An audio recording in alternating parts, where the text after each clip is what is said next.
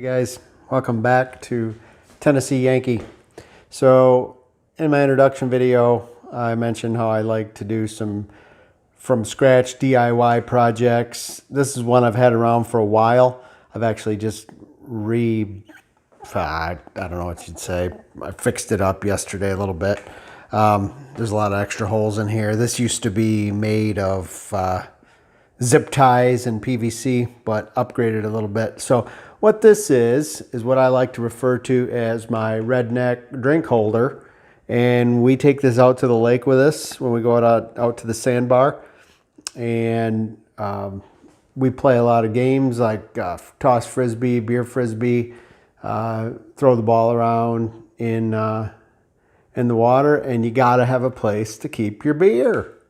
You gotta have a place to keep your beer. So came up with this. The first version did not have an auger at the bottom. I just had a spike at the end of the PVC with an angle. But like I said, I just fixed this up yesterday, so I wanted to show it to you.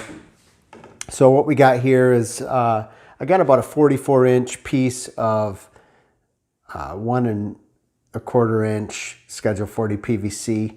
And then at the bottom, I have what's called a Play Star anchor. And I'll put links to some of these items from Amazon so you can see what they are. I think I ended up buying these augers from Home Depot. They're kind of expensive from Amazon, but you'll be able to look at the link and get an idea of what it is, and then you can compare us and shop somewhere else. And then I also used the trailer coupler here. I got some augers I made to secure my jet ski and things, and I used the same kind of setup with keeping this what do you call it, this handle, so it doesn't float away. So the gist of it is you have a 3-inch PVC at the top for 2 drinks. And then, like I said, previously this was tied up here with zip ties. I had some old stainless steel hardware laying around, so I just put bottoms in there and I ran it right on the inside with some nuts and tightened it up.